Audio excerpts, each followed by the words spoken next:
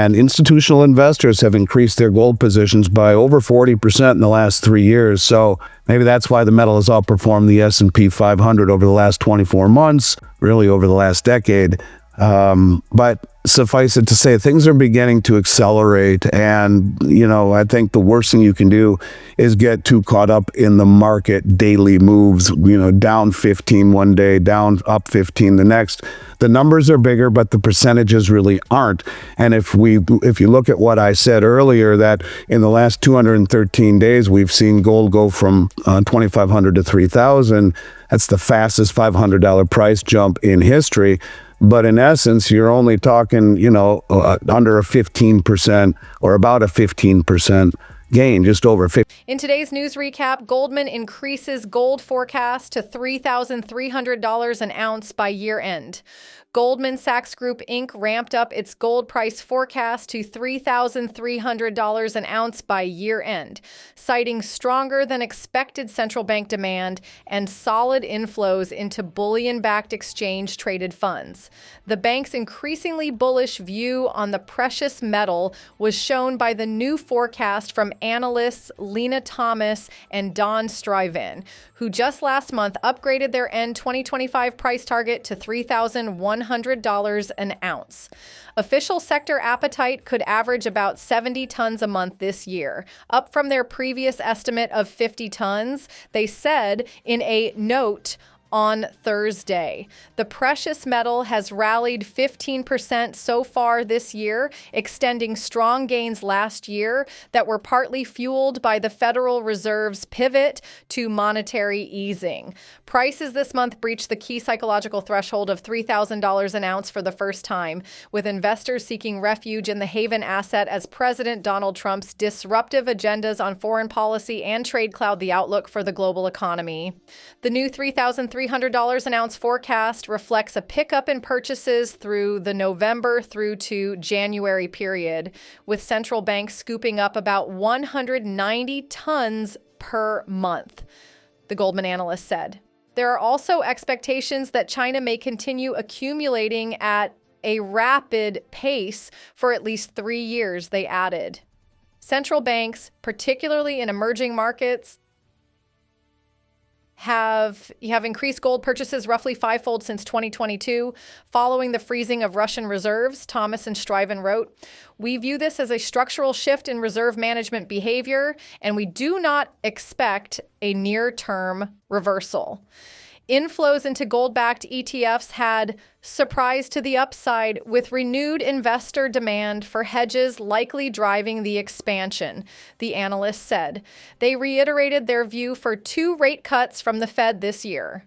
Now we'll show you the best clips of the latest interview. Don't forget to like, subscribe, and turn on notifications so you do not miss out our daily recaps. And check goldsilverstacks.com to get your Stacker's Handbook, the ultimate guide to stack gold and silver, packed with strategies to trade the gold-silver ratio and get more ounces and build wealth over time, so you don't have to rely on market commentators to make your investment decisions. Enjoy the episode. Most well-informed, not just the most well-funded, but the most well-informed money in the world is scrambling to get hard assets. And there's something called the Cantillon effect, which speaks to the people closest to the money supply win. And in the end, I don't see how we don't go into some sort of a massive hyperinflationary environment.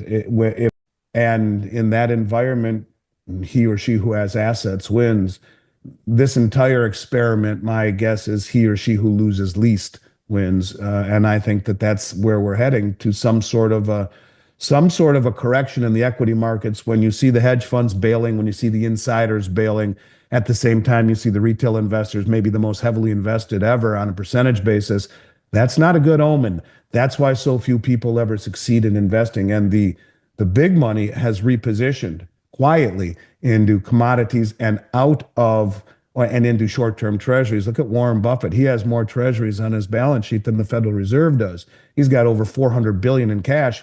Why? He's the greatest value investor ever. Why is he not invested in equities? And why are the insiders selling at a 7-to-1 clip? And why are the hedge funds bailing the Mag 7, which has held up the market for the past couple of years, their lowest exposure in over 24 months. These things, you know, people aren't thinking this way. And I think if we see this type of an environment, that would make sense while you're seeing front running and repatriation of gold and silver and taking it off of the exchanges. So crazy times, my man. Better to I think realize a return on your money is great, but return of it right now may be best. And that's kind of what I'm talking about. In buying gold and silver, you're not doing it to become wealthy. You're doing it because it is wealth.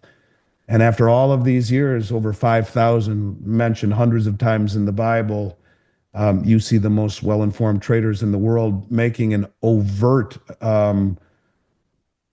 push to accumulate. And the worst part about it all is it's so out in the open, but only if you dig for it. So it's not really out in the open.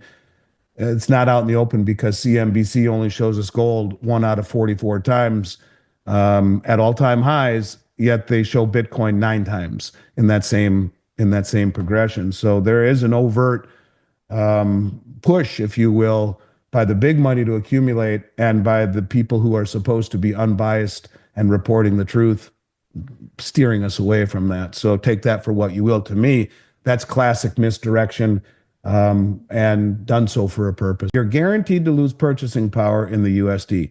The USD has no volatility, but again, you're guaranteed to lose purchasing power. Bitcoin is deflationary but volatile. Gold tracks inflation and is minimally volatile. Why wouldn't Russia, China, Saudi, and Iran do this? Here you have Max Kaiser talking about the virtues of gold backing a stable coin. That's exactly what Judy Shelton said to me in our interview, that she wants to issue treasuries backed by gold, and then she would envision stable coins sold off of that. Again, that would support the U.S. Treasury market, is more or less what she is saying. It's what Max Kaiser is saying. And it's funny to see him not provide Bitcoin in that statement. I saw another statement right after that I'm not saying that I wholly agree with, but I find it to be very interesting.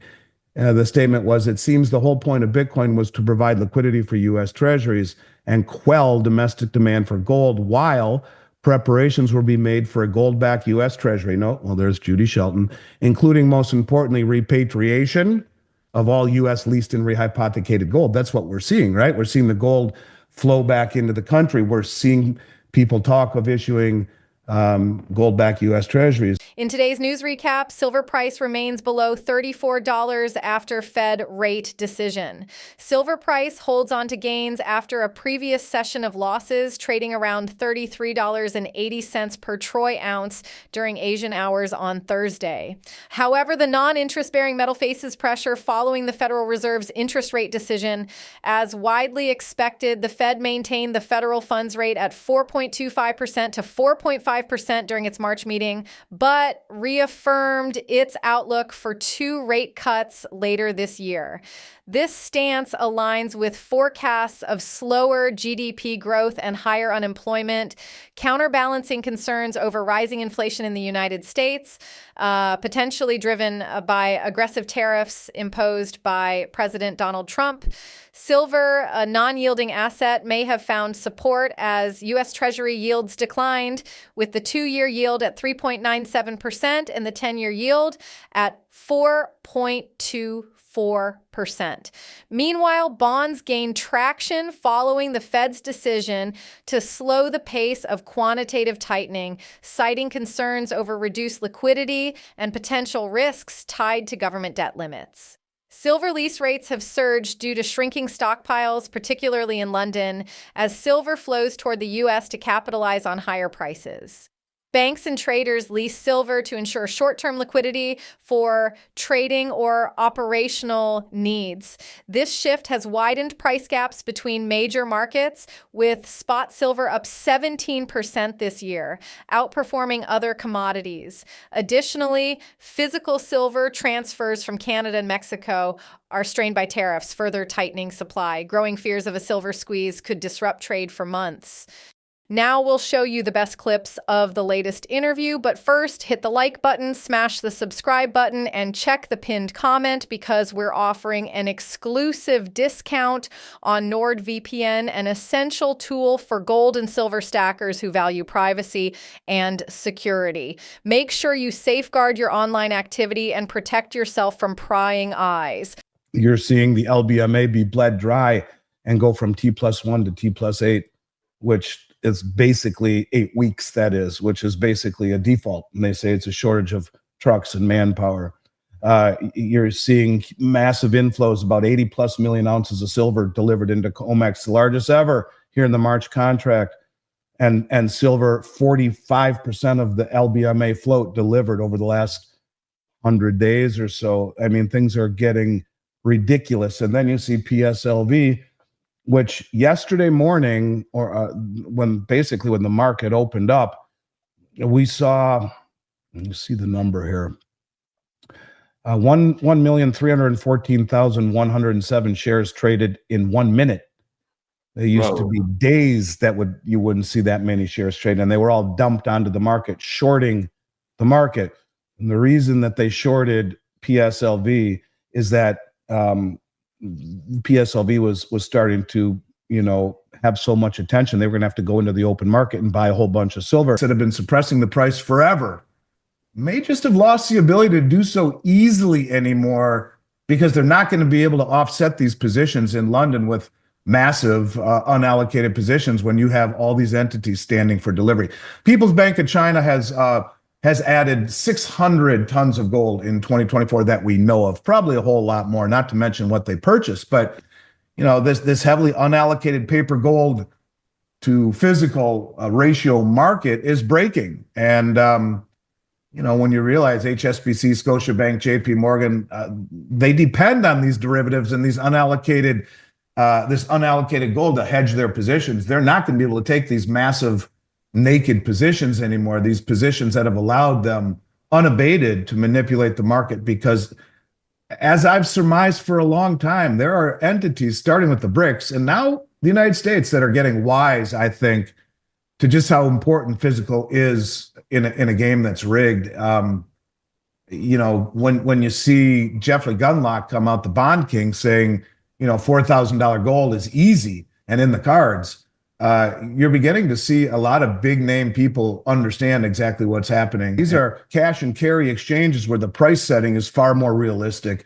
instead of a futures market where it's 90% paper and 10% physical, and no one ever stood for delivery. And you and I have been talking about this, and the logarithmic decay, little by little by little by little, and then bang. Are we at that point? Well, it sure feels that way when almost half of the available silver has been drained. And now they're saying it's logistics. We can't really get it over to you as fast as we would like. Demand for physical gold and silver is rising. And this is a move away from the Western markets. It's a big deal. We'll see how big it is. But yeah, I think this is something people really need to pay attention to, on top of the fact that it just continues to move higher. It seems almost every day now. What do you think of Schectman's take? Do you agree with him? Do you think the real all-time high of gold is higher? Is this all bollocks? Post in the comments section down below your honest price prediction for gold and silver, and check this video right here because it's a perfect fit for you. I'll see you on the other side.